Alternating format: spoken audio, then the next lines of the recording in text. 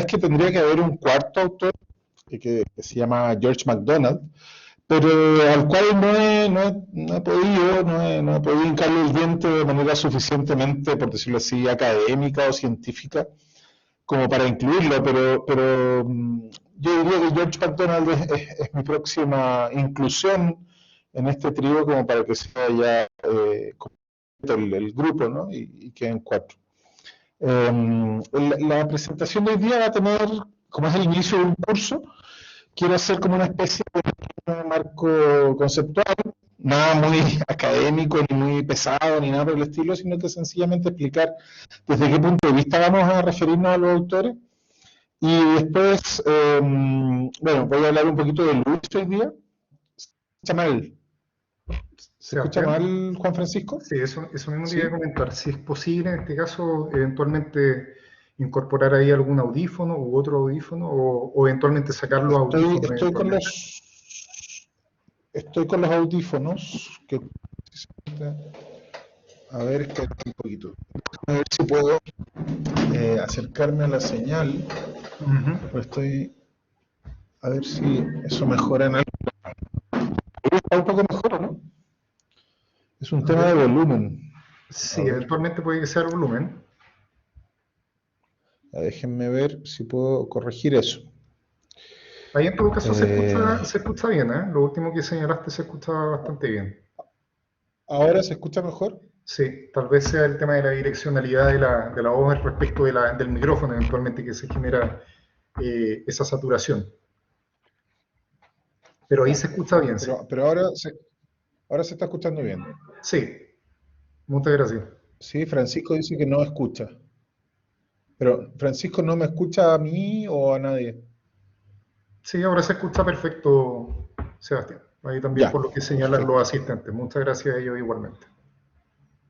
Ya, perfecto. Bien. Ya, perfecto. Ahí le bajé el volumen. Bien, entonces les decía yo que, a ver, hoy día quiero hacer un pequeño marco teórico, decir desde qué punto de vista voy a abordar a los tres autores y después voy a ir hablando de Luis todos los días, las tres veces voy a hablar de un autor distinto un poquito. No pretendo hacer una biografía para no demorarme mucho y poder ir.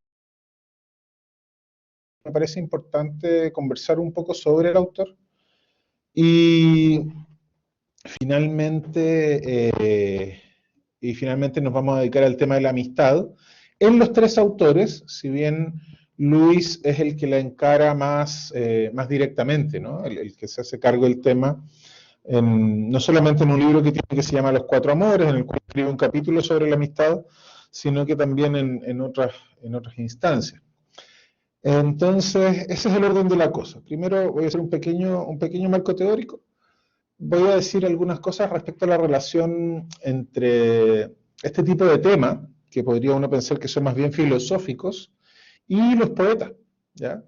Entonces, por eso quiero decir primero, bueno, qué pienso yo que es la literatura y cómo la literatura puede desde esta perspectiva del ensayo, de la polémica, en el caso de Chesterton, desde este tipo de textos no de ficción ni de poesía lírica, ¿cierto? Eh, Ayudarnos a entrar en ciertos temas de una manera bien profunda y sin duda interesante. Entonces, primero yo quiero decir que la literatura en general, obviamente, tiene dos grandes componentes que los separan de otras actividades. La primera es que es un arte, ¿sí? Es un arte, una actividad productiva, una actividad en la cual tiene que ver, por un lado, claro, la racionalidad, la voluntad, el intelecto de la persona que está haciendo el arte, ¿no? Que está realizando la obra artística, el artista, y también su sensibilidad, ¿no? Con su sensibilidad, el artista es capaz de ver cosas que los demás no vemos, ¿sí? Con su sensibilidad, el artista es capaz de ver cuestiones que nosotros no somos capaces de ver en la vida cotidiana. Entonces, por ejemplo, yo de repente si voy de vacaciones a un lugar donde hay un río, donde hay un lago, yo digo, qué rico, agüita, ¿no? Eso yo, como persona común y corriente, yo digo, mira, hay agua, mis hijos van a poder bañarse en el lago, va a ser entretenido, voy a poder mirar las puestas de sol, no sé. Y esa es mi mirada como una persona completamente normal, con una sensibilidad común y corriente. A ver, ¿está mejor? Sigue escuchando mal. Sebastián, habla un poquito para ver si te escuchamos mejor. A ver, ahora. ¿Ahora me escuchan mejor? ¿Ahí se escucha o no? Mejor. Sí, ahí se escucha más claro. Tal vez puede ser el acercamiento hacia el micrófono. Sí, y donde te mueves a veces, claro, se pierde también el audio. Ya. Ya, voy a intentar moverme menos. Es como parte de una cosa medio involuntaria, pero lo voy a intentar. Ahí se escucha bien, ¿sí? Sí, ahí se escucha mejor. Es que me saqué uno de los audífonos. Ahí no sé si. Ya. Entonces, estaba diciendo yo que los artistas en general tienen una sensibilidad especial, distinta a la de todos nosotros. ¿Ya? Por lo menos la mía, quizás algunos de ustedes son muy artistas y también la tienen. Pero yo veo cosas y veo sencillamente lo que hay, ¿no? Si veo un árbol, por ejemplo, veo sombra, quizás tiene fruta, veo la utilidad de la fruta, en fin, ¿no? El artista cuando ve el agua, ¿no? Me acuerdo de Manrique, ¿no? Que veía en la mar, en el mar la muerte, en los ríos la vida. Entonces está esta vida de todos los hombres que va a dar a la mar, que es el morir, etc. El artista ve esas cosas, ¿no? Imagínense, yo voy llegando a mi lugar de vacaciones y veo agüita para que los cabros chicos chapoteen, digamos, y viene detrás mío Jorge Manrique en otro auto y ve esto que es tan verdadero, ¿no? Y uno lee las coplas Manrique el día de hoy y todavía se encuentra con algo sumamente verdadero.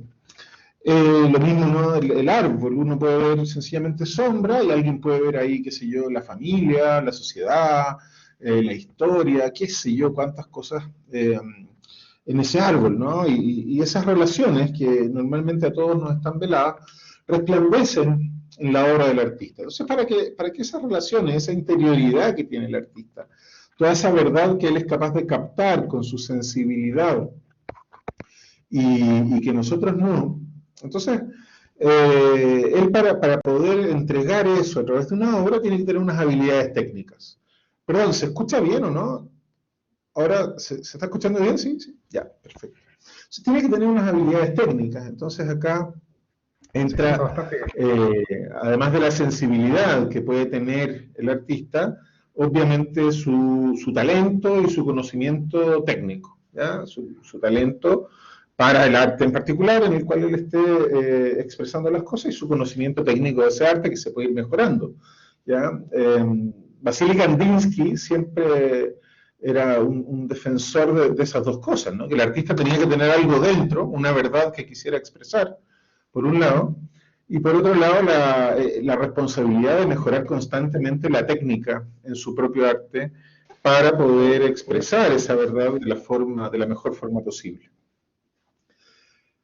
Eso entonces por el lado del arte, ¿no? Por supuesto, se puede hablar muchísimo más, toneladas más de esto, pero yo estoy pensando, cuando pienso en estos tres artistas, en estos tres escritores, en una persona que independientemente de su solidez como pensadores, que yo creo que obviamente la tienen, y eso es lo interesante de ellos, dentro de otros muchos artistas, son artistas, ¿no? Y tienen una sensibilidad que los lleva a captar unas cosas que no capta tan fácilmente ni el ciudadano de pie, ni tampoco el filósofo en su contemplación, ¿no? Es como una especie de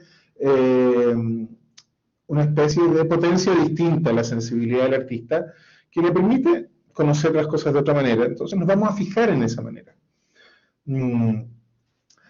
Por otro lado, la poesía respecto a las demás artes tiene la gracia, la trampa, podríamos decir incluso, de que su materia prima es la palabra. Los hombres somos anfibios, ¿no? Yo creo que la materia prima de la música, por ejemplo, que es el sonido, de la pintura, que es la figura, el trazo, el color, qué sé yo, son completamente concretas. De alguna manera la referencia queda mucho más, la referencia a las realidades espirituales y propiamente humanas queda mucho más en el sujeto, ¿no? Es más interpretable todo lo que se quiere decir. En cambio, cuando un poeta se pone a escribir, así como lo hicieron sobre todo Lewis y Chesterton, ¿no? En menor medida Tolkien, cuando se pone a escribir respecto a temas que a él le interesan, es capaz de volcar toda esa poesía, toda esa captación, ¿cierto? Toda esa sensibilidad especial a un lenguaje en el cual todos podemos entender. Por supuesto, siempre hay interpretación, siempre puede haber errores, siempre puede haber dificultades para saber qué es exactamente lo que quiere decir tal autor con tal cosa. Sin ir más lejos, por ejemplo, la fecha de la conversión de Chesterton al catolicismo es objeto de amplio debate y ni siquiera a su hermano le creen cuando el hermano dice una fecha. ¿Cierto? No sé si él dice que su hermano se convirtió en 1908. Un montón de críticos, ¿cierto?, de Chesterton dicen que no, que eso no es así, que en fin. Entonces, a pesar de que se da, por supuesto, todo ese problema de la interpretación de la obra, por supuesto que es distinto cuando un autor te está diciendo las cosas que piensa con palabras, que cuando tú tienes que sencillamente suponerlas a partir de colores o de sonidos, ¿sí? De hecho, normalmente las otras artes piden prestadas las palabras a la literatura cuando necesitan esa claridad. Entonces, nosotros tenemos acá tres autores que usan la palabra, a mi entender, magistralmente, ¿no?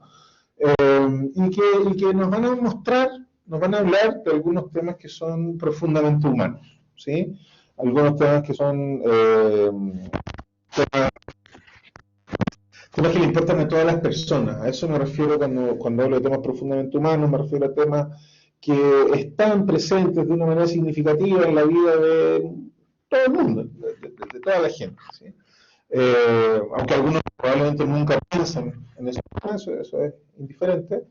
De todas maneras, son temas que a todo el mundo le podrían importar, ¿ya? Entonces, ¿desde dónde vamos a ver esto? No vamos a ver a Chesterton, ni a Tolkien, ni a Lewis desde el punto de vista en que veíamos literatura en el colegio, ¿no? Que es muy bonito, ¿no? Pillar personajes, pillar... el audio es desafortunado, dice Camilo. Se sigue escuchando mal, Juan Francisco, parece. Sí, cada cierto tiempo se satura un poco. Yo creo que ahí, hace instantes, cuando parece que te alejaste un poco del micrófono, ahí se escuchaba muy bien. A ver, yo creo que si podemos hacer la verdad es que la distancia es estable porque está colgándolo. Dice, me lo voy a sacar. Sebastián, sí, eso si probamos sin A ver. micrófono. ¿Ahí se escucha mejor? A ver ahí. No. ¿Aló? ¿Ahí me escuchan bien ahora? Ahí estoy sin micrófono.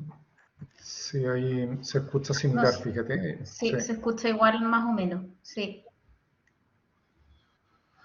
A ver, déjenme intentar otra cosa. Voy a traer mi teléfono, a ver si es que a través del audio del teléfono puedo subsanar esto, ¿ya?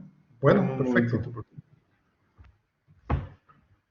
Ahí vamos a dar entonces un par de minutos al presentador. Bueno, son las cosas que también pasan en este contexto. Se había generado previamente un ensayo, pero bueno, estas cosas acontecen en este ecosistema virtual. Así que a tener un poco de paciencia.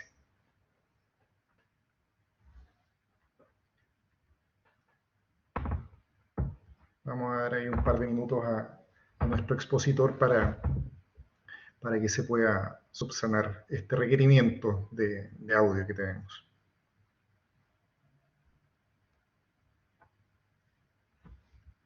Y sin duda alguna le agradecemos también el tiempo que ustedes están dedicando a esta instancia.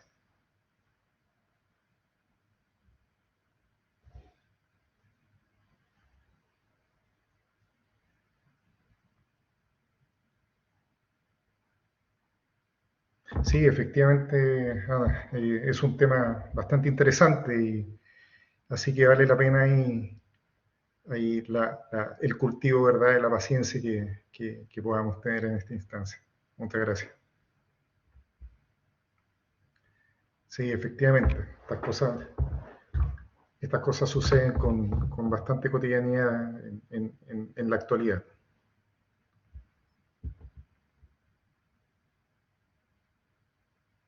La espera, sin duda alguna, va a ser mucho más satisfactoria, así que ahí a aprovechar tal vez de ir por un café, una taza de té, por mientras se vuelve a conectar nuestro invitado.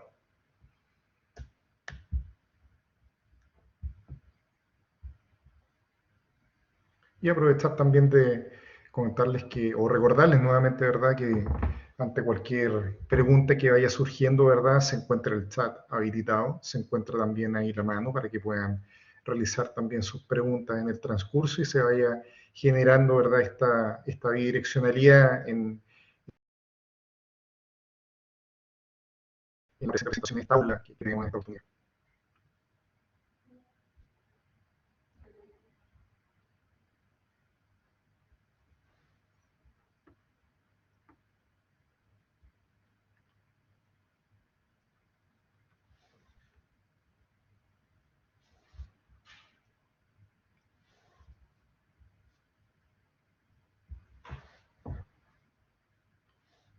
Aprovechar también de comentarles que esta es la primera sesión que nuestro invitado, ¿verdad?, tiene.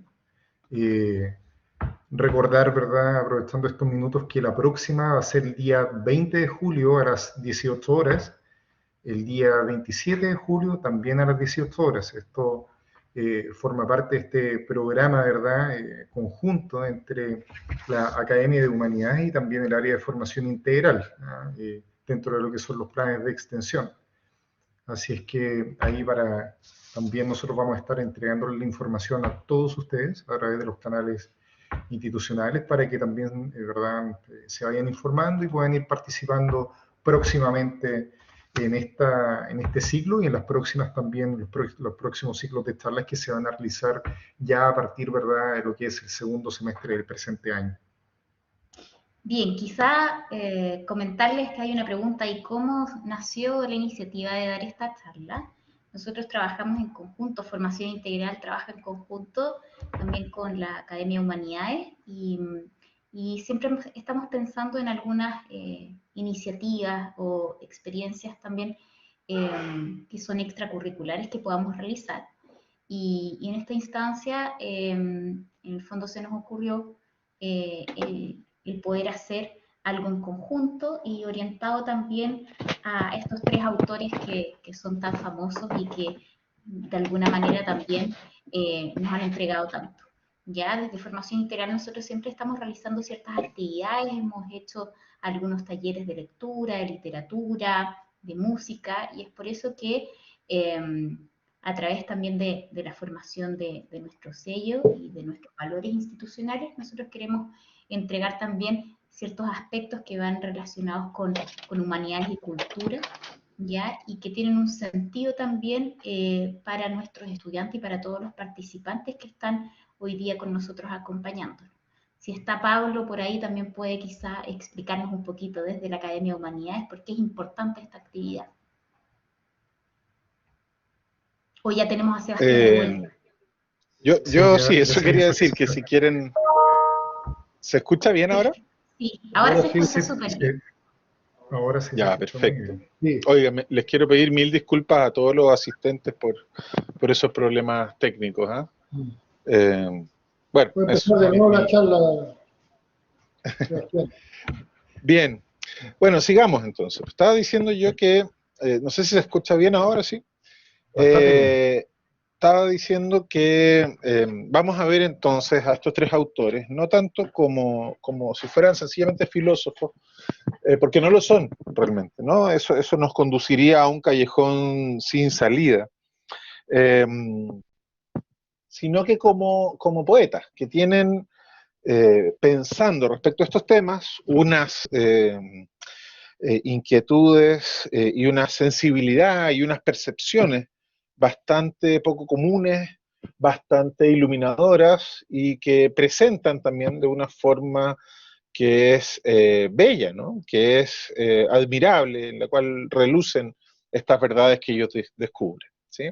No vamos a ver, por lo tanto, la obra de ellos como se ve en el colegio, ¿no? No sé si se acuerdan cuando estábamos en el colegio, que uno busca figuras literarias, uno busca quizá, no sé, qué tipo de personaje es este, qué tipo de narrador, cuál es el ritmo acá, cómo está estructurada la obra para saber que la obra es bella, ¿no? Eso está muy bien, pero somos unas pocas almas que somos generalmente profesores de castellano los que nos puede llegar a importar eso, ¿no? Eh, mira, qué linda la anáfora. Eso no es una frase que uno oiga muy comúnmente en ambientes que no sean de profesores de castellano. Pero aquí no nos vamos a dedicar tanto a eso, que está muy bien, ¿no? Yo, por si acaso, no estoy criticando ese modo de estudiar la literatura, que es de hecho probablemente el más propio en cuanto a literatura, sino que estoy diciendo que no vamos a hacer eso. Tampoco vamos a ver a Chesterton, a Tolkien o a Lewis como documentos, ¿no? Como algo que nos permita conocer una época. Por supuesto vamos a hablar un poquito de sus vidas, pero no es precisamente como un documento de una época que nosotros los vamos a leer, que también es una lectura interesante, sino que vamos a buscar estas cosas sobre estos temas que son la amistad, el arte y la política. ¿Ya? Vamos a buscar, y también hay que decir una última cosa, y es que cuando nos acercamos a estos tres autores tienen algo en común, y es que pertenecen a la gran tradición del pensamiento occidental, esa tradición que se inicia con Sócrates, y que continúa, por supuesto, con Platón y con Aristóteles, con Agustín de Hipona, con Tomás de Aquino, en fin, ¿no? En cuanto a su pensamiento, en cuanto a su humus, como diría el propio Tolkien, filosófico, son personas.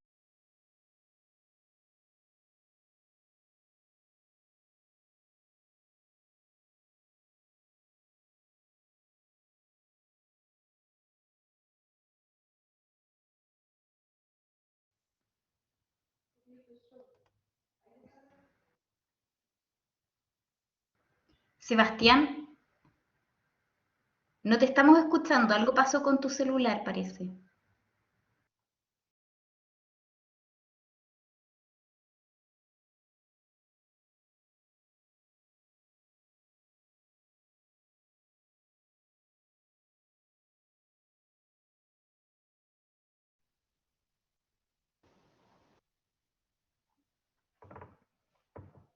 Ahí se está Ahora, Ahora sí, bienvenido nuevamente. ay, qué horror todo esto.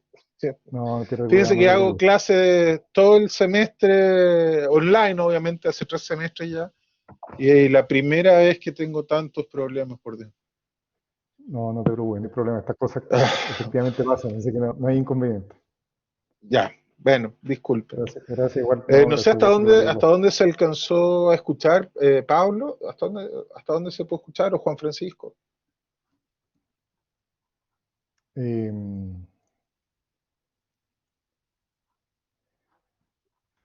¿no? fue, a ver, Ya, bueno, no sé, voy a seguir más o menos. Fueron solo 2 minutitos, Sebastián. 2 minutos, ya. No, o menos, yo creo, 1 minuto, porque te avisamos al tiro, pero no fue mucho, así que no te Ya, preocupes. ya, perfecto, ya. Aristóteles, etcétera, ya estábamos, ya, fue un poquito, ya, perfecto. Entonces decía yo que, bueno, vamos a ver de alguna forma algunas cosas que ellos proponen y que son originales, que son cosas que no son las más comunes que se hablan sobre estos temas, ¿se entiende más o menos, no? Como algunas cuestiones que ellos proponen, cuestiones me refiero a preguntas, y también algunas respuestas que ellos proponen y que son de alguna forma dentro de esa tradición, calzan muy bien con esa tradición probablemente, pero por otro lado se refieren o salen de su propia genialidad o de su propia sensibilidad. ¿Ya? Entonces, esa es la perspectiva, ese es el pequeño como ámbito, la mirada, desde dónde vamos a mirar a estos autores. ¿Ya? Hoy día, como les decía yo, vamos a hablar del tema de la amistad, y por eso me voy a referir muy brevemente a Lewis, Sí, el tema de la amistad. Hoy día vamos a hablar brevemente de ese tema y por eso me voy a referir a Lewis, que es el autor en el cual yo me voy a fijar más para ver este tema. Vamos a conversar con los otros, sobre todo con Chesterton hoy día. Vamos a ir de alguna forma alternando a Chesterton y a Lewis, pero Lewis es el que me va a dar el marco básico para esto. Entonces, por eso voy a hablar hoy día un poquito de Lewis, voy a decir algunas cosas que me interesan, no voy a decir una biografía porque actualmente no tiene sentido, ¿cierto? Está bastante accesible en internet, en fin, en muchos lugares donde encontrar la biografía de los autores. Sí tener en cuenta que él es un autor británico, nació en Irlanda del Norte. Digo británico y no irlandés, por un lado, porque es Irlanda del Norte, y por otro lado, porque su familia, sus antepasados, eran ya escoceses, ya galeses, ya ingleses y algunos también irlandeses. Entonces, a pesar de que él nació ahí, no se puede hablar sencillamente de un irlandés. De hecho, él vivió casi toda su vida y él hizo su carrera en las universidades de Oxford y de Cambridge, en los colegios de Magdalen de ambas universidades, colegios muy antiguos de ambas universidades. Así que por eso se habla en general en Lewis de un autor británico, ¿ya? Si ustedes lo buscan en cualquier lado les va a salir autor británico más que autor irlandés. Son sutilezas de ellos, pero en fin, así es más o menos. O sea, él nació en el 98 en Belfast, es el más joven de los tres autores que vamos a ver, o el último en nacer, digamos. Él nació en una familia que era perteneciente a la iglesia anglicana, fue bautizado en la iglesia de Irlanda. La iglesia de Irlanda es como, por decirlo así, la zona irlandesa de la iglesia anglicana. Y más o menos a los 15 años, él se hizo ateo, ¿ya? Y él se hizo ateo por un argumento que es bastante común, que es el argumento de, bueno, si hay tantos males en el mundo, entonces ¿cómo es posible que haya un Dios? ¿Cierto? La verdad es que esa pregunta tiene dos respuestas, ¿cierto? Y esa es una de las respuestas posibles. Lo dicen muchos autores, ¿no? O bien, o no hay un Dios, o el hombre está separado de Dios y tiene que tratar de ir a encontrarse con él. Si tengo cámara puesta, PPT no pude, digamos, no. Creo que tengo un PPT cargado, pero no, ya como que no lo encuentro, no lo voy a usar nomás. Pero la cámara sí la tengo puesta, Constanza, así que no sé si me ves. Bien, entonces, Luis vivió, como les decía yo, estudió en la universidad, ¿no se ve? Ah, no sé. Dice, otras personas pueden ver su video ahora, me advierte, no sé ahí realmente qué. No, no se ve, pero igual se puede seguir Se perfectamente. escucha. El hilo conductor sigue bastante bien. Y de hecho, en relación a lo que es la presentación, eventualmente se podría compartir posteriormente, ¿o no? Sí, de todas maneras. Ahora Perfecto. eran unas citas, ¿eh? La verdad es que eran Ah, unas citas perfecto. para ir, Muchas gracias. pero las voy a leer porque las tengo acá en un torpedito, en un papelito. Perfecto, muchas gracias. Bien, entonces decía yo que Luis nació, se hizo ateo por este tipo de argumentos. Era un joven con una búsqueda intelectual muy grande y además bastante sensible, como les decía antes, él tenía esa sensibilidad de poeta y de artista. Y casi inmediatamente, se, casi inmediatamente cuando él se hizo ateo, llegó a sus manos un libro de George MacDonald que se llama Fantastes, que lo recomiendo vivamente, sobre todo a las personas que les gusta la literatura de fantasía. Me imagino que muchos llegaron acá por Tolkien, por Lewis, por el lado de la literatura de fantasía. recomiendo Fantastes, es el libro en el que tanto Lewis como Tolkien probablemente más se han fijado de literatura moderna, obviamente contemporánea, porque ellos tienen ahí su gran humus en los mitos antiguos, para la literatura de fantasía que escriben, pero es interesante leer Fantastes, ¿ya? Si es que les gusta Lewis y Tolkien en su parte de literatura fantástica, recomiendo muy, muy vivamente ese libro. Bueno, llegó a sus manos cuando él tenía 16 años.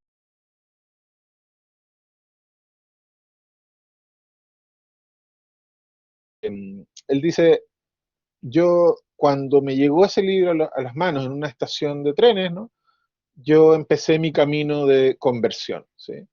Entonces, George MacDonald tiene gran parte de la responsabilidad de que Lewis finalmente se haya convertido al cristianismo, que a su vez es una de las cosas que definen su obra, ¿no? O sea, así como si uno lee a Sófocles, tiene que entender la religión de los atenienses antiguos, si uno lee a Lewis, tiene que entender el cristianismo, ¿sí? El cristianismo, porque es desde ahí, desde donde él escribe. Para él la religión además es algo muy importante, ya que él fue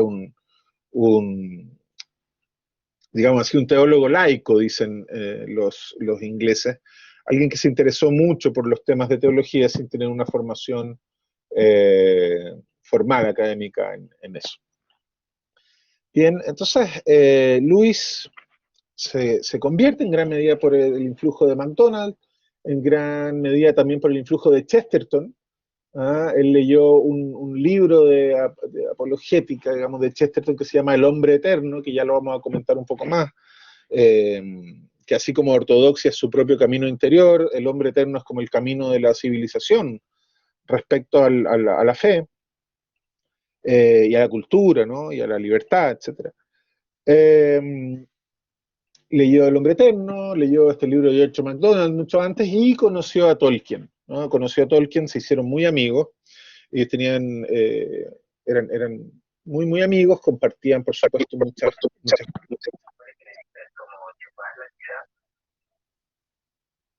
Sí, ¿aló? ¿Se escucha bien?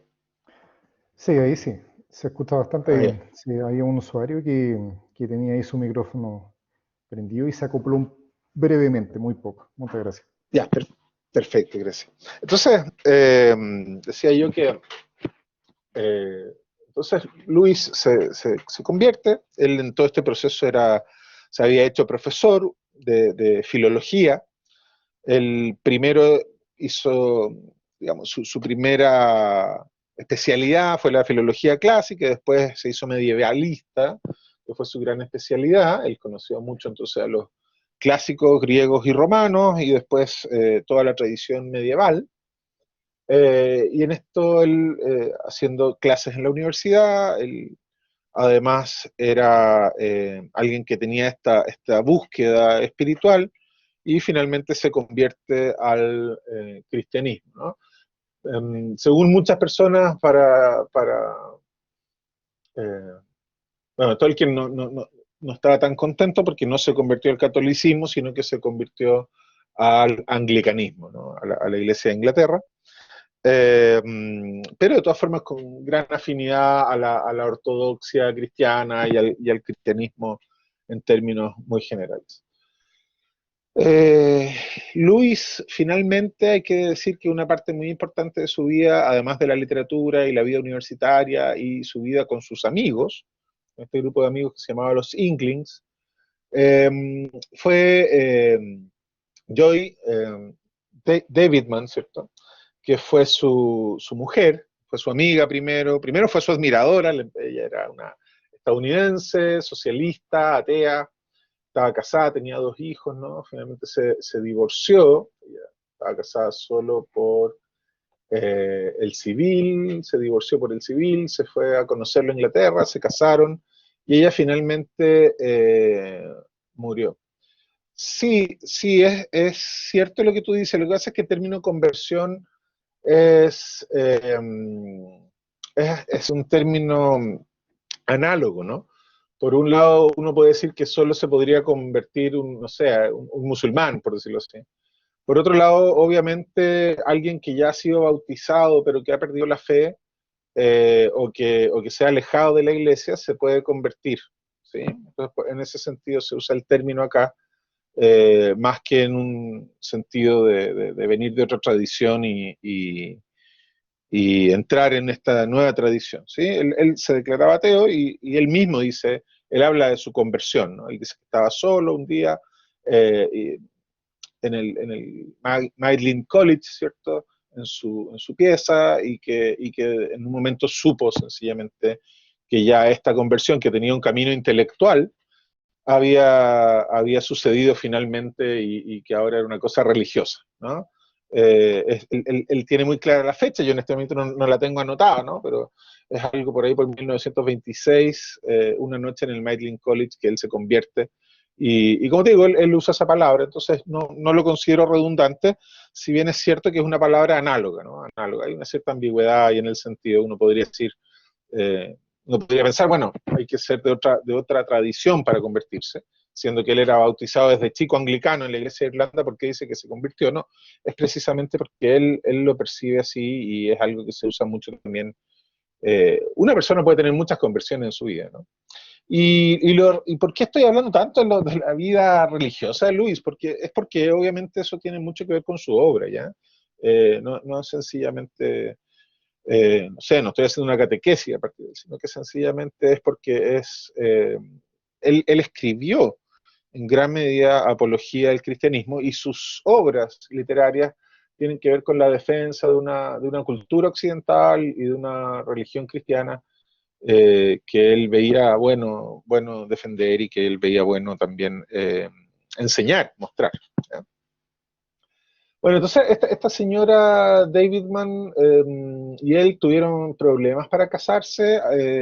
La iglesia anglicana, contrariamente a lo que uno pudiera pensar, ya que tiene un origen en Enrique VIII, ¿cierto? Que quiso divorciarse, etcétera, no era tan fácil en ese minuto, en 1956, cuando ellos estaban tratando de casar, no era tan fácil casarse en segundas nupcias en la iglesia anglicana. Finalmente, se casan ellos dos en 1957, un año después, ¿sí?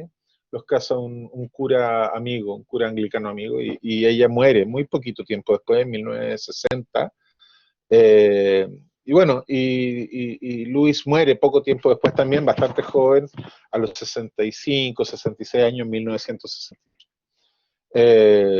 Algunas de sus últimas obras tienen que ver precisamente, una que se llama Una pena observada, tiene que ver con el proceso de luto que él vive por la muerte de su amiga y su señora, ¿no? Que era Joy. Ese es Luis, ya Luis además, un tipo le gustaba mucho caminar, le gustaba tomar cerveza, le gustaba mucho conversar con sus amigos y con sus estudiantes.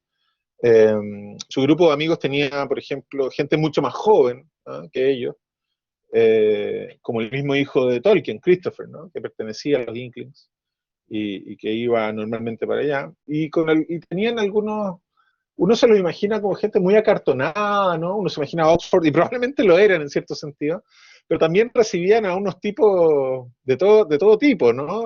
Tenían esta inquietud de los poetas de conocer distintos tipos de personas que les parecieran inteligentes, interesantes, etc.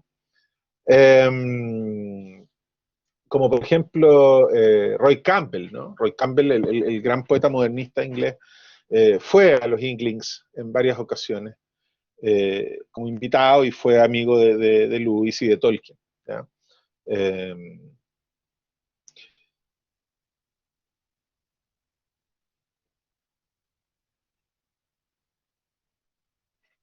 Sí, bien.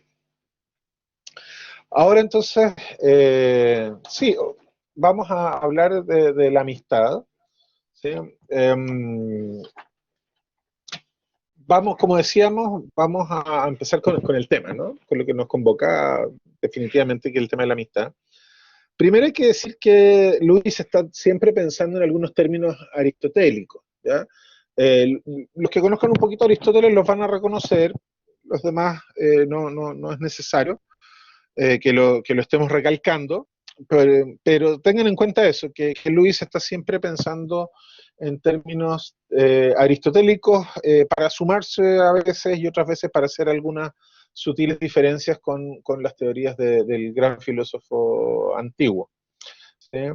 Lo primero que hay que decir es que Luis, más que pensar en una amistad más o menos superficial, que tenga que ver con la confianza básica en el otro, la utilidad que me pueda dar en el mejor sentido de la palabra o en el peor, o el placer incluso que me pueda dar, digamos, desde un punto de vista más sensible la presencia de otra persona, Luis está siempre pensando en la amistad más perfecta, ¿no? En la amistad que tiene que ver con una unidad espiritual más completa.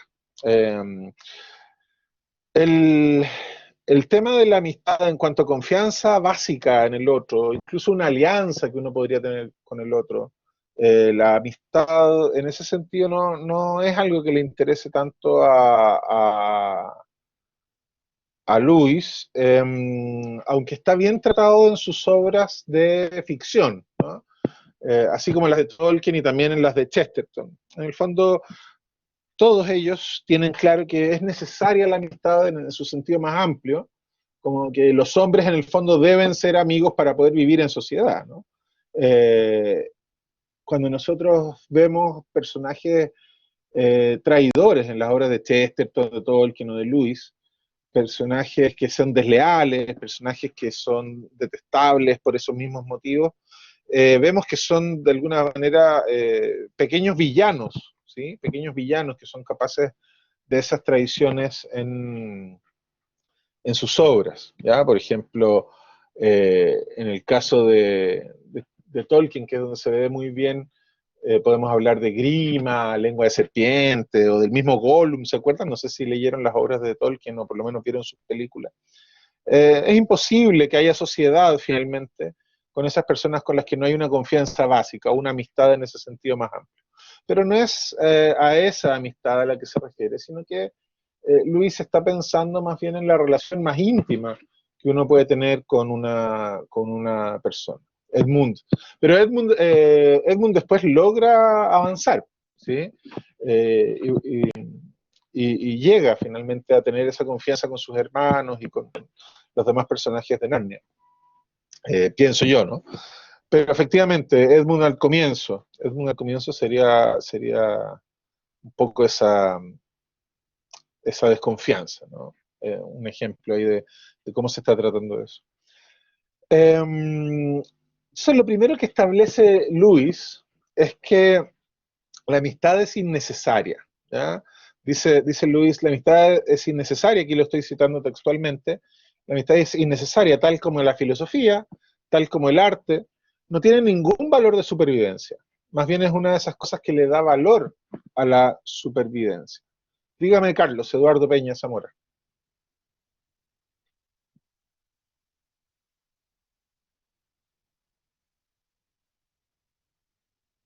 Carlos, no te escucho, ¿estabas muteado?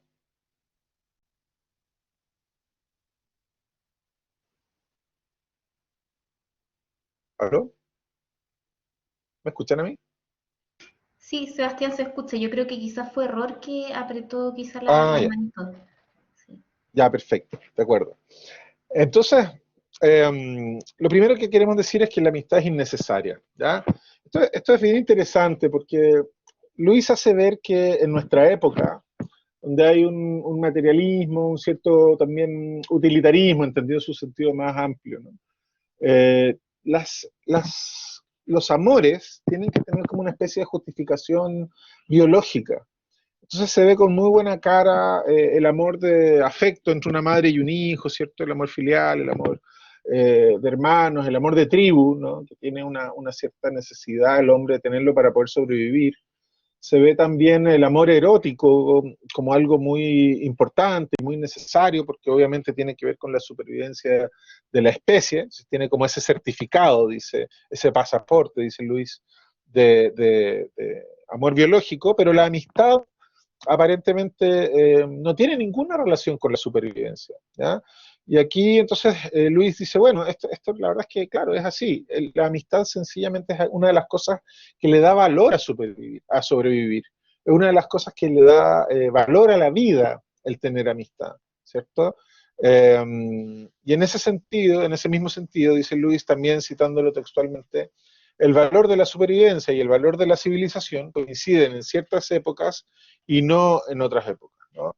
Entonces, claro, la supervivencia va a ser necesaria para una civilización hasta cierto punto. Hay un punto en el cual ya la civilización no se sigue logrando sencillamente por mejorar las formas que tenemos de sobrevivir, sino que es necesario ir añadiendo cosas, como la filosofía, como el arte o como la amistad. Uno podría imaginarse un hombre que pueda ser feliz sin amigos, ¿ya? Sin amigos en este sentido de esa relación tan íntima y tan especial que tenemos con algunas personas. Ser feliz con su familia, con sus hijos, con su trabajo, porque claro, alguien no tiene por qué tener todas las cosas para poder ser feliz, pero, pero sin duda que la amistad, aquellos que la conocemos, es para nosotros una de las cosas que le da valor a la vida, ¿sí? Es decir, alguien podría ser feliz sin escuchar sinfonías, ¿no? De música docta, qué sé yo, de la séptima de Beethoven, yo podría ser feliz sin escucharla. Ahora, sin duda que escuchar la séptima de Beethoven es algo que le da un cierto valor a mi vida y a mi sobrevivencia, ¿sí? Eh,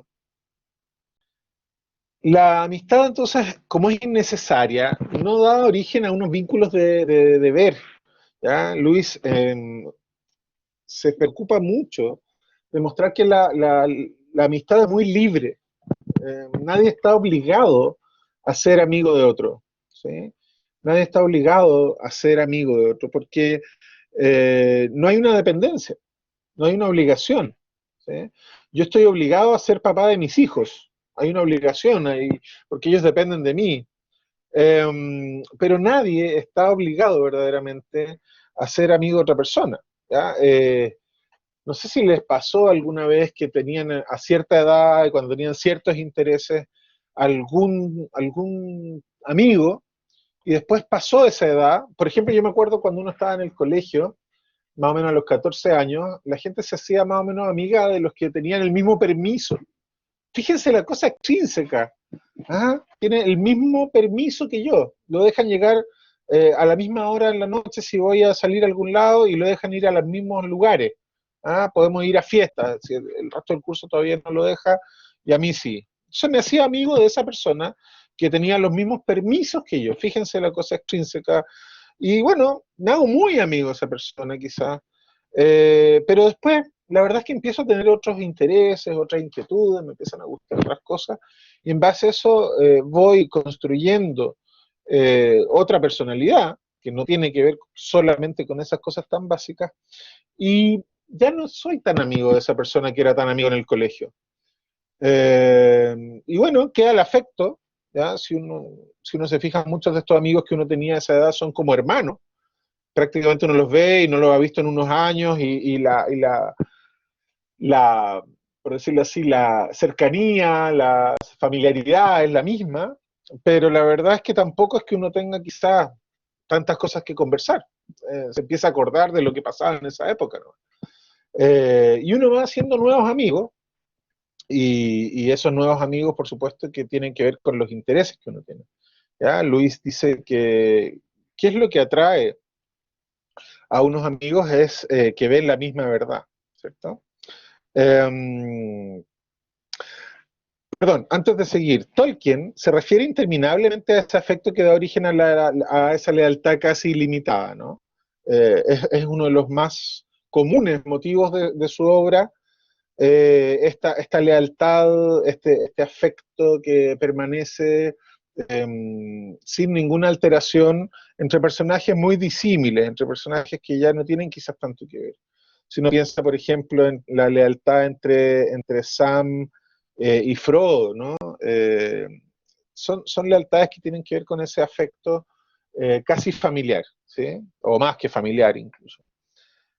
Una excepción notable a eso es La hoja de Nigel y El herrero Guter Mayor, que son dos obras más cortas de Tolkien y ya les voy a contar por qué. Entonces, ahora sí, lo que atrae, según Luis, a las personas a ser amigos es que ven la misma verdad, ¿sí? Eh, ellos comparten algo, ellos comparten una verdad. Dice Luis que muchos camaradas pueden estar haciendo la misma actividad, pero de repente hay dos que dicen, ah, tú también, él pone el ejemplo de dos pintores cavernícolas, ¿cierto? Dos pintores prehistóricos, y dicen, ah, tú también crees que los animales no solamente son útiles y se pueden comer y nos dan pieles, y etcétera, etcétera, y hay que saberlos cazar de un modo incluso, sino que tú también crees que son bellos y que se pueden pintar, ¿no? Y ahí dos amigos de alguna forma dan inicio a la pintura. Él dice que uno de los grandes beneficios para la civilización de la amistad, o sea, uno de los grandes beneficios que tiene la amistad para la civilización, es precisamente que cuando dos amigos se encuentran y les gusta la misma cosa, tienen origen los grandes movimientos de la civilización. Movimientos que pueden ser buenos o malos, ¿no? Pero que son necesarios sin duda para la civilización.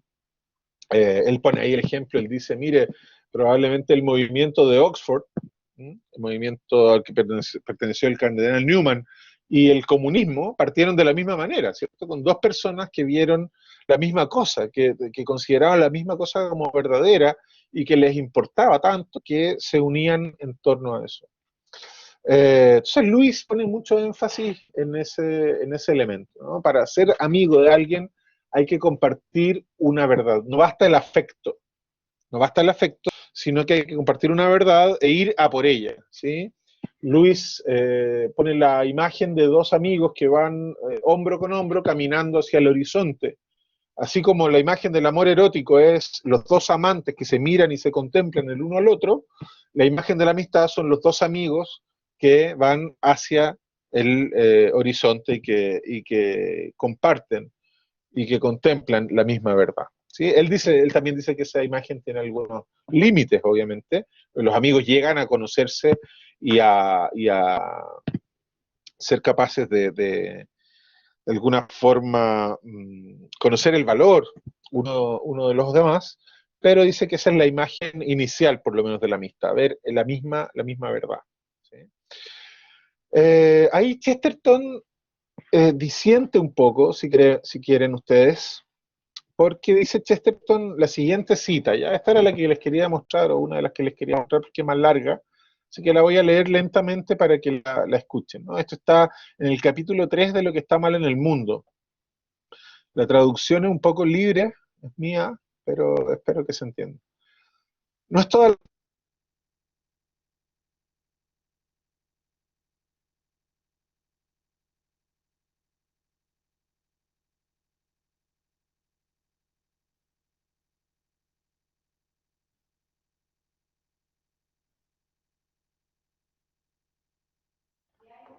Sí. Sebastián, estás en silencio, está muteado tu micrófono. A ver si nos escucha Sebastián. Sebastián,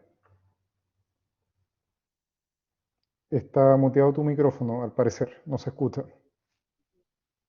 ¿Aló ahí? ¿Se escucha ahora? Ahí sí, justo cuando ibas a comenzar ¿Ahora la sí? cita, se muteó tu micrófono. Al momento preciso de iniciar la cita. Ah, ya. Bueno, era súper buena la cita, seguimos adelante. No, mentira, la leo de nuevo. Muchas gracias. Y dice, no es verdad, no es verdad, perdón, no es toda la verdad que los credos unen a los hombres, ¿ya? Luis decía que se hacían amigos los que veían una verdad. Chesterton responde, entre comillas, porque esto lo escribió antes, dice, no es toda la verdad que los credos unen a los hombres. No, una diferencia de credo une a los hombres siempre que sea una diferencia clara. Las fronteras unen. Más de algún musulmán magnánimo y de algún caballero cruzado deben haber estado más cerca el uno del otro porque eran dogmáticos que el par de agnósticos que ustedes me quieran dar. Yo digo que Dios es uno, y yo digo que es uno y también tres. Ese es el comienzo de una buena amistad, masculina y pendenciera. Manly, ¿no? Manly, decía, masculina. De estos caballeros cruzados y este musulmán que se encontraban, uno se imagina, ahí en algún lugar de Medio Oriente, en las cruzadas. Entonces, Sí, Aristóteles decía la verdad antes de la amistad, pero de todas formas él decía que seguía siendo amigo del que buscaba lo mismo que él, ¿sí? En el fondo, ¿qué está diciendo Chesterton? Dice, no es necesario que coincidamos perfectamente con nuestro amigo, sino que veamos que es importante la misma cosa. Hay una novela de Chesterton que se llama La Esfera y la Cruz. Se las recomiendo de lectura para las vacaciones de invierno, si es que tienen tiempo, los que sean profesores como yo, tenemos un poquito de tiempo ahora para leer. La Esfera y la Cruz se trata justamente de dos tipos. Un católico súper conservador que se llama McKean y un ateo muy progresista y muy militante que se llama Turnbull, que de hecho es el dueño de un diario que se llama El Ateo, ¿no? Y estos dos deciden batirse a duelo porque McKean considera que Turnbull en su diario ofende a la Virgen María. Y se deciden batir a duelo. Y toda Inglaterra ya va a empezar a tratar esto por si acaso está en los primeros dos capítulos, ¿eh? No le estoy contando el libro, va a empezar a tratar de impedir que se batan a duelo. ¿Por qué? Porque es imposible que a alguien le importe tanto la verdad. En el fondo ellos dos, ¿cuál es la verdad que ven? Porque uno dice, ven todo lo contrario. Pero claro, ellos ven la verdad de que importa la verdad, de que les importa lo que se diga de la Virgen María en este caso, ¿no? En fin. Y ellos están dispuestos a dar la vida, cada uno de ellos, batirse a duelo, llegar a las últimas consecuencias por ese hecho. Entonces, al final, todos los demás, sin importar lo cerca que estén a ellos, en cuanto a lo que piensan, todos los demás finalmente están igual de lejos porque no le dan la importancia que ellos le dan a esa verdad religiosa o a esa verdad filosófica, teológica, cultural, etcétera, porque ahí en ese libro además se habla de todo, ¿sí? Entonces, fíjense, ahí yo creo que Chesterton no es que contradiga a Lewis, pero de alguna forma lo completa, ¿no? En el fondo, aclarando quizás, el ateo está íntimamente feliz porque alguien se hubiese enojado. Sí, sí, pues estaba feliz. Va radiante al juicio, ¿no? Y salva de alguna manera a McKean para que se pueda compartir para que se pueda completar el la justa, ¿no? El combate, el duelo. O sea, en fin, ¿no? Eso es un poco lo que yo diría en cuanto a la naturaleza de la amistad. Ambos coinciden en que es necesario tener algo por lo cual hacerse amigo. Luis dice más, dice algo que nos puede sonar cruel, pero que si lo reflexionamos un poco puede ser bastante útil, ¿no?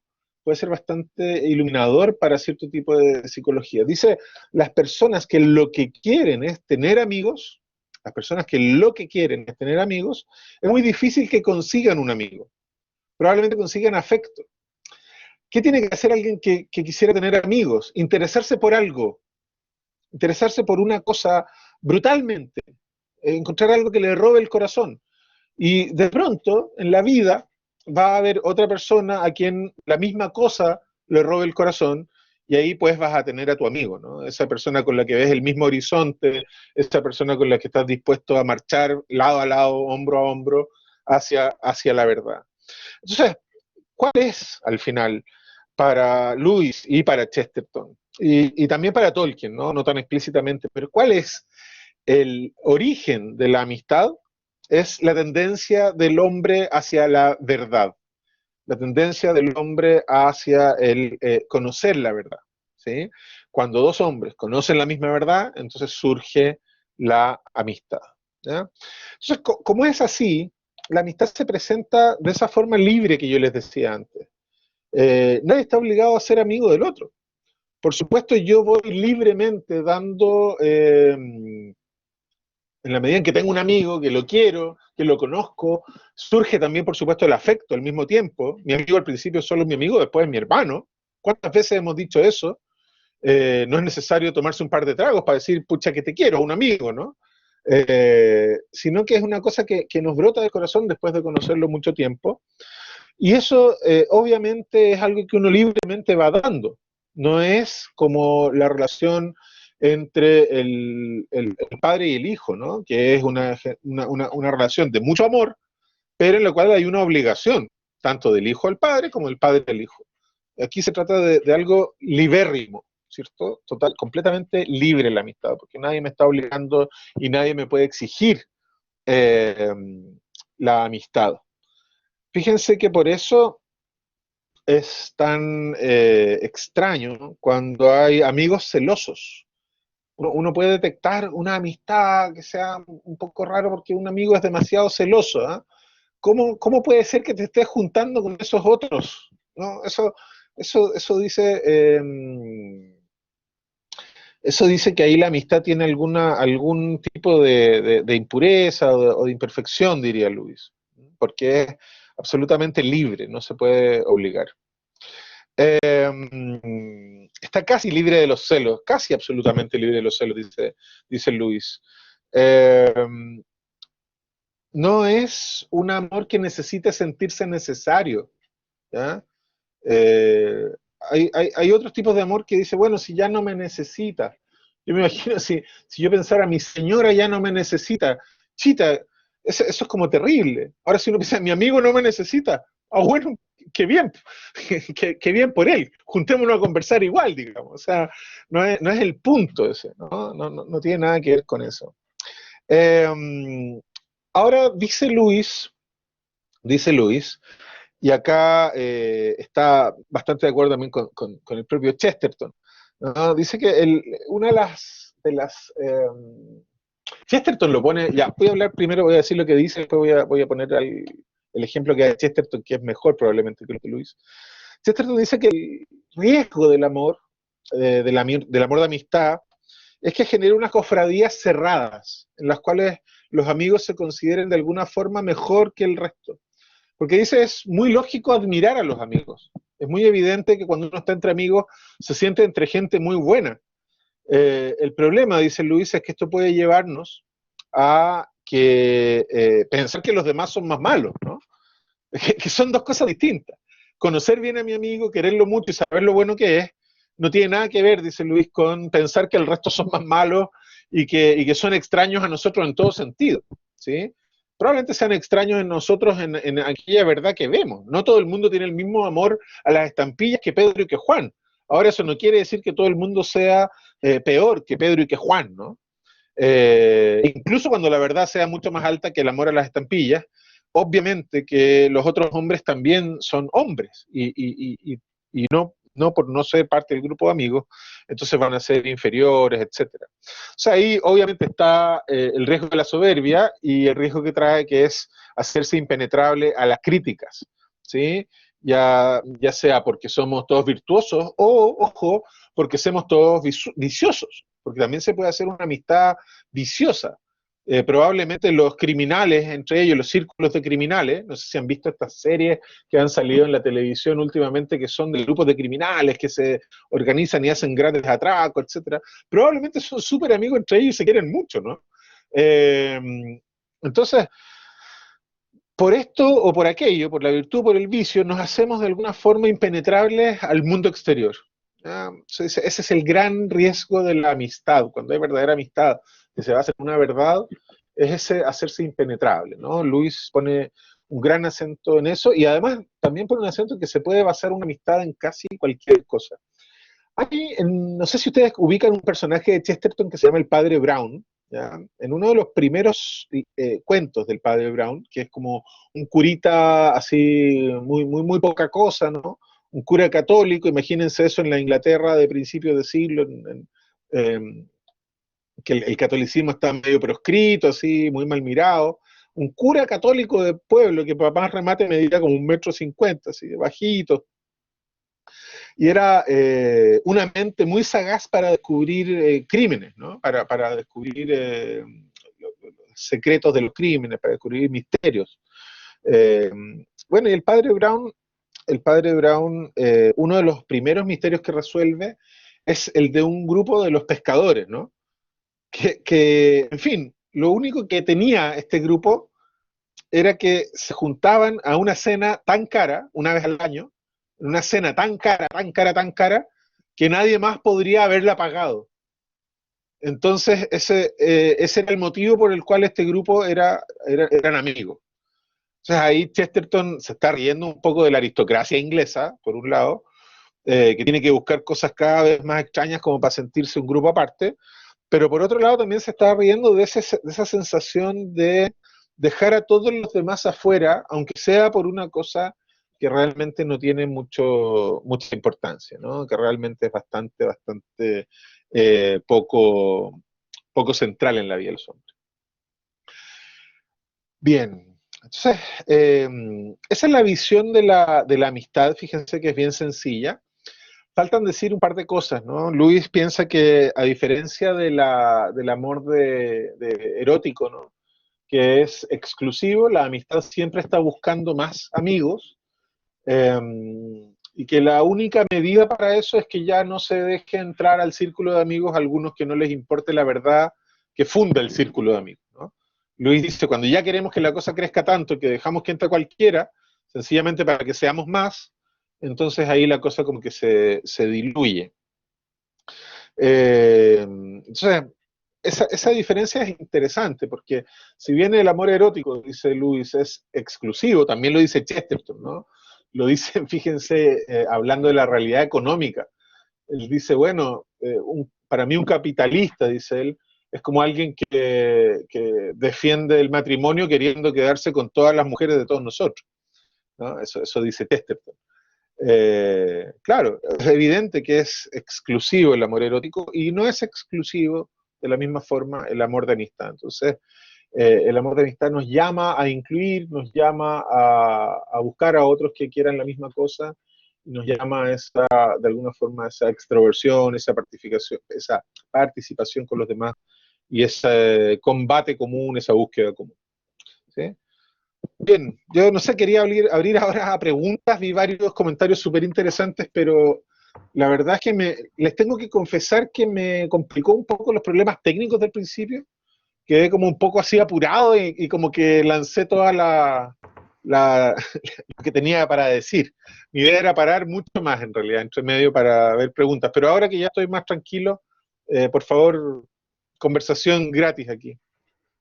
Sí, absolutamente, Sebastián, pero finalmente la resultante fue mucho más fructífera, así que todo inicio, como se dice, de verdad, puede llegar a ser un poco complejo, pero finalmente los contenidos, ¿verdad? Y esta conversación que ha sostenido ha sido muy gratificante. De hecho, ahí queda abierta la palabra para que quienes quieran compartir, ¿verdad? Hacer alguna pregunta, complementar, lo puedan hacer. Así es que hay abierta. De hecho, mira, José Miguel Olivares tiene su mano alzada, así que ahí, José Miguel, si gustas, puedes abrir tu micrófono y compartir con nosotros.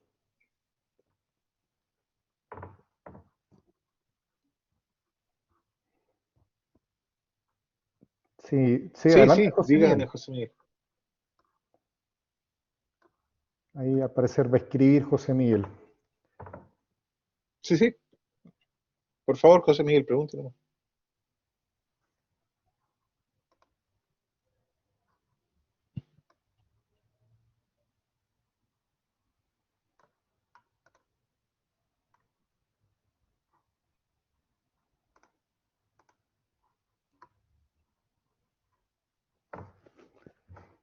Ahí por mientras José Recomendables Miguel. para jóvenes. Correcto. Sí, ¿de qué edad más o menos? Ya, sí, claro, todo. 20 años, a ver, el hombre que fue jueves, La Esfera y la Cruz, son dos novelas para empezar a leer la ficción de Chesterton y que son muy entretenidos. Cuentos más cortos puedes tener, por ejemplo, en el mismo Chesterton, Los Cuatro Granujas sin tacha, ¿ah? Que es muy interesante. En cuanto a Luis, para jóvenes, yo recomendaría Mientras no tengamos rostro, una novela muy interesante en el que de hecho se ve la vida de una persona sin amistad, entre otras cosas, ¿no? Una protagonista, una mujer muy fuerte y espectacular, que se enfrenta de alguna forma a la crudeza de los dioses antiguos. Se presenta una idea muy distinta de la antigüedad, en la época helénica de la que nosotros podemos tener, que es súper interesante, porque Luis conocía muy bien toda la época antigua, ¿no? Como les comentaba, fue su primera área de estudios. O sea, mientras no tengamos rostro, también está la trilogía cósmica del propio Lewis. Y en Tolkien, como para empezar a leer a Tolkien, yo, si es que no ha empezado, que mucha gente sí ha leído Tolkien, no ha visto las películas, etcétera, yo empezaría por dos obras que se llaman El Herrero de Wootton Mayor y El Herrero de Wootton Mayor y La Hoja de Nigel, que la mencioné, ¿no? Son dos obras en las que uno puede situarse en Tolkien en gran medida en sus ideas, etcétera, etcétera. Así que sí, yo también las encuentro geniales y ojalá puedan leerlas, ¿no? Perfecto, de hecho Sí, voy a leer si gustan, la observación en este caso de José Miguel, que nos comparte y dice, bueno, usted señaló que primero viene la verdad aristotélica, que es objetiva, entre paréntesis. Después Luis le añade que comparten una verdad, entre paréntesis, ¿verdad?, que asumo es más personal. Y por último viene Chesterton, lo mezcla todo y dice, no, la verdad, una diferencia es lo que une amigos. Su evolución, ¿verdad? Seguido sí, su evolución en el pensamiento, como usted lo menciona, me complica. No sé si sigue un orden claro. estupendo, José Miguel, súper clara tu pregunta. A ver, lo que yo te diría es que Luis está pensando efectivamente en una verdad conocida, pero entiende que cuando dos personas tienen la misma idea respecto a alguien, efectivamente se pueden hacer amigos, ¿sí? Eh, la verdad que está fundada sobre una verdad objetiva, obviamente va a ser más firme, pero aquella que está fundada en otras cosas también puede existir. ¿Ya? Eso es lo que dice Luis en el capítulo cuarto de Los Cuatro Amores, que es el capítulo sobre la amistad. Entonces dice, claro, no va a ser lo mismo una amistad basada por ejemplo, en el bien, en ideas que sean buenas para las personas, en ideas que sean aristotélicamente verdaderas, ¿no? Eh, que otra que puede estar, por ejemplo, hecha sencillamente para tirar bombas Molotov, ¿sí? Eso es literalmente el ejemplo que usa Luis. Entonces, obviamente que él establece por decirlo así, una escala en la cual la verdad objetiva y la verdad a su vez más profunda, porque a su vez hay también habla de las estampillas, los ejemplos que he dado son ejemplos que da él, se le dice, bueno, claro, las estampillas hay una verdad ahí, pero esa amistad va a estar cimentada y va a tener una profundidad en principio menor que aquella, por ejemplo, que se basa en una unidad teológica, por decirte algo, ¿no? Entonces, el mismo Luis hace ese degradé, por decirlo así, ese matiz. La verdad con mayúscula sería lo que fundaría la amistad, así como con mayúscula entre los hombres. Y por supuesto, después hay un montón de alternativas.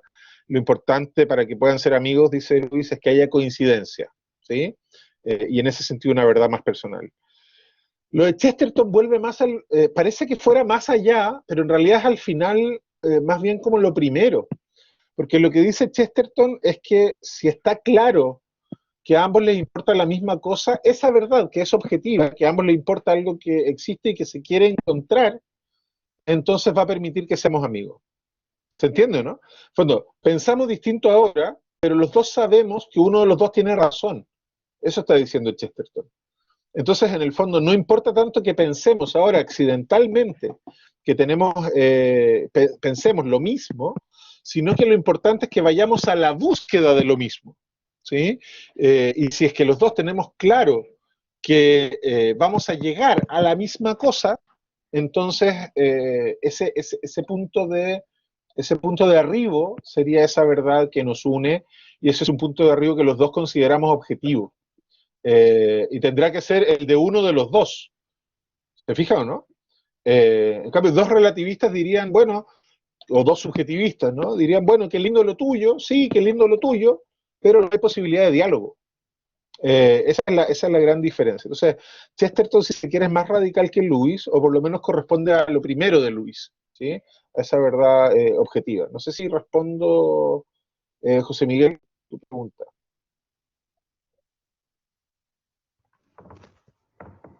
Perfecto. ¿Alguien más? No sé. ¿Más preguntas? tiempo atrás, Sebastián, me contaron una historia, mira, no sé qué tan real habrá sido, pero de hecho vino de alguien fidedigna, una persona bien creíble, y que eventualmente también se puede llegar a evidenciar, a traducir lo que tú has compartido en esta sesión respecto de la amistad y esa unidad en función de algún objetivo común, alguna meta común, y que claramente también se traduce en las obras de estos autores.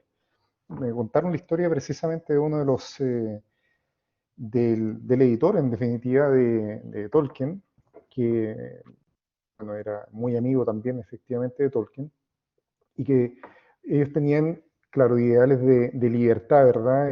Que de una u otra manera, además de su obra, las tenían que traducir también en hechos concretos en lo cotidiano en la vida. Y ellos tienen una historia bien bonita, fíjate, que trata sobre cuando, cuando el Tíbet fue anexado, ¿verdad?, a fines de los años 40 por China. Obviamente también ahí se generaron algunas restricciones a la libertad, no algunas, bueno, varias restricciones a la libertad, ¿verdad? Y ellos en su afán, ¿verdad?, de seguir cultivando, ¿verdad?, el saber, ¿verdad?, y también traspasando sus obras y la de otros a la población tibetana, ellos iban en helicóptero y lanzaban libros en cajas, a escondidas sin duda, para que las personas pudiesen seguir teniendo, ¿verdad?, seguir teniendo esta, estos contenidos, ¿verdad?, que a través de los libros. Entonces, bueno, es una historia bien bonita que también evidencia, ¿verdad?, lo que tú has podido compartir el día de hoy en cuanto a esa unidad de dos personas en función de un objetivo, de una meta en común que trasciende, ¿verdad?, lo meramente literario eventualmente. Sí, claro. Bueno, obviamente ahí se ve esa cosa bien práctica, aunque es precioso eso y es tal cual. Yo añadiría, me gustaría añadir ahí, o también, digamos, sumar que esto a veces puede ser dos personas que rezan juntas. Imagínate, por ejemplo, los monjes, los primeros cenobios, ¿no?, que eran tipos que se encontraban, se daban cuenta de esta cosa tan rara que era estar sencillamente rezando y se juntaban y se ponían a rezar juntos, digamos. Así surgen en alguna medida los monasterios en la Europa occidental y en Medio Oriente, en distintos momentos. Y en base a esas cosas que son menos prácticas también hay amistad, ¿no? Pero sin duda ese es un ejemplo súper bonito y bien importante.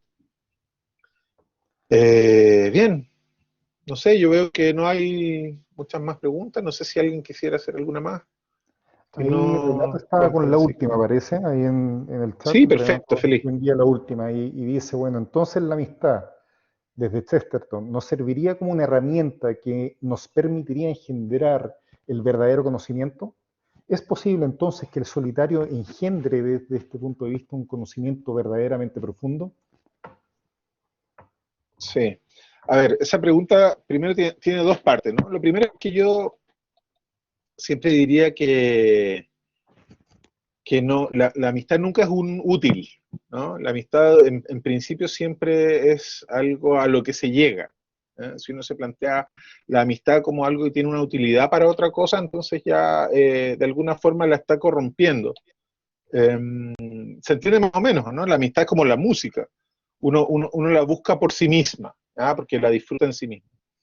Y respecto a lo segundo, solitario también, igual que otro término del que hablábamos antes, ¿no? Es un término análogo, un término que significa distintas cosas. Por supuesto que de hecho es necesario el silencio y la soledad para encontrar el conocimiento y la ciencia. El estudio implica una cierta soledad y una cierta fortaleza también en esa soledad.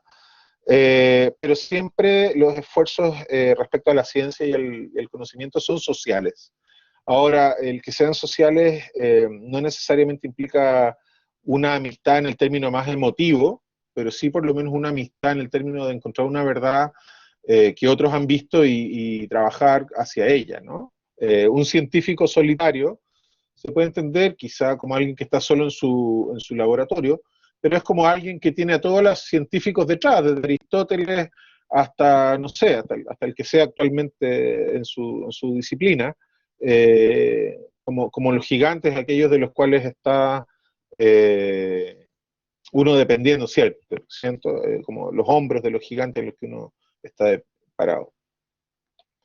Entonces sí, en cierto sentido el solitario podría estudiar solo y es necesario que esté solo para alcanzar el conocimiento, en cierto sentido es de alguna forma imposible, siempre se parte desde la dependencia con otras personas de la sociedad.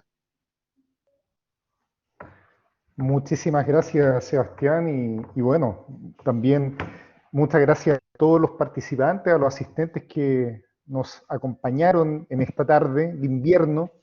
Esperamos sin duda alguna que todos ustedes se encuentren muy bien, sobre todo en su salud y en la de sus seres cercanos, lo más importante hoy día.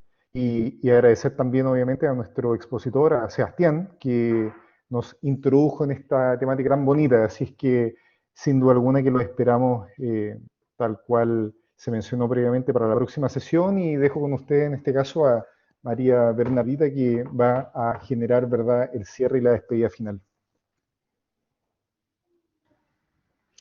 Muchas gracias, Juan Francisco. En conjunto con la Academia de Humanidades y Formación Integral, queremos darle las gracias por estar participando en esta actividad, a todos nuestros estudiantes, docentes, a todos los funcionarios de la Universidad de San Sebastián y a todas las personas externas de nuestra institución que se han interesado por participar. Muchas gracias, Sebastián, por esta interesante charla. Esperamos ansiosos también la próxima semana poder escucharte nuevamente. Así que tengan un excelente descanso cada uno de ustedes. Nos vemos la próxima semana. Gracias a ustedes. Nos vemos en la próxima semana.